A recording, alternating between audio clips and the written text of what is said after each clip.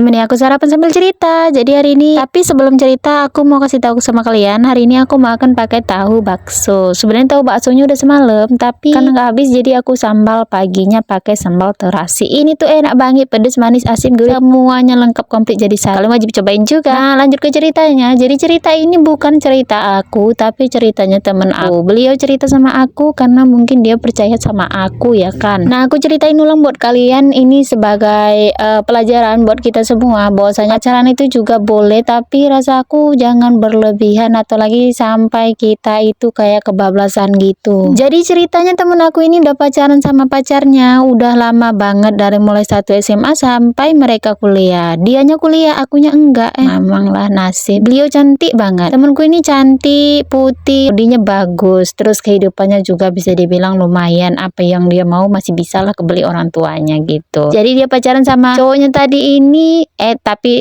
tunggu dulu, sebelum aku cerita aku mau kasih tahu, nantinya ketika aku menyebutkan sebuah profesi jangan tersinggung ya, bukan berarti profesi itu jelek buruk, tapi aku ngasih tahu nih karena pengalaman dari teman aku cerita sama aku, jadi aku ceritain ke kalian. Profesi itu semuanya bagus baik, tapi tergantung orangnya. Oke. Jadi teman aku ini kuliah, sedangkan pacarnya tes polisi dan alhamdulillah lulus. Nah, orang itu kan jarang ketemu ya, tibanya ketemu ya biasalah jalan-jalan. Di jalan-jalannya itu bukan naik Honda guys, tapi naik mobil roda 4, biasalah biar nggak kena panas, namanya orang kaya. Nah, awalnya cuaca itu bagus-bagus aja ya, aku juga nggak tahu tujuan mereka kemana, sepertinya perjalanan jauh, dan di tengah-tengah hutan ternyata sebelum tengah hutan pun cuaca udah jelek, udah mendung. Biasalah ya, mau turun hujan pasti mendung dulu lah ya kan.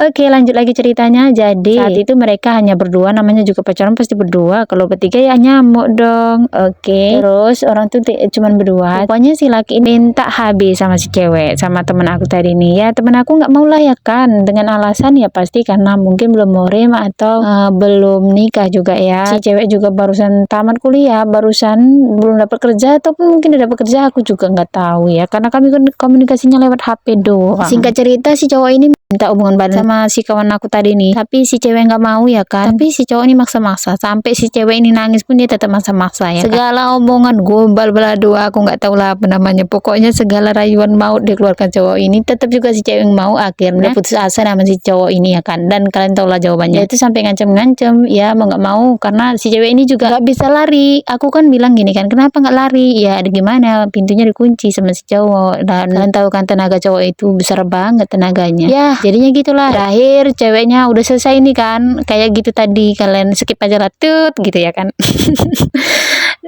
Mereka pulang kan, temen aku nih pulang sama cowoknya tadi, ceweknya masih tetap nangis aja di sepanjang jalan. Cowoknya janji akan bertanggung jawab katanya sih, tapi sampai sekarang nggak tahu ya gimana kabarnya. Tapi setahu aku sih si kawanku udah nikah, tapi bukan sama cowok itu, soalnya cowok itu katanya nggak mau bertanggung jawab. Dan sekarang kawanku ini nggak di sini lagi, dia udah di luar kota, dan kami udah nggak komunikasi lagi. Kebetulan itu tak ada masalah apa, dianya juga udah ganti kartu, udah ganti nomor, dan kami udah putus kontak. Doain aja lah, semoga dia baik-baik aja sama bayinya ya kan, karena dia udah sempat hamil gitu. Nah, kalau pesan aku, kalau kalian pun pacaran boleh pacaran, tapi kalau kalian nak mobil tengok-tengok dulu, buktinya dia aja yang pacaran sampai 3 tahun aja laki-lakinya bisa berkhianat kayak gitu ya kan. Bukan karena profesi, tapi memang seperti itulah laki-laki, bukan semuanya, tapi ya kayak gitulah, kalian pun bisa menilai. Segini dulu cerita dari aku, mana tahu kalian punya cerita pengalaman yang bisa bikin motivasi buat teman-teman kita, boleh sharing ke aku, inbox ataupun DM ataupun cetak. Kayak gini dulu, bye bye.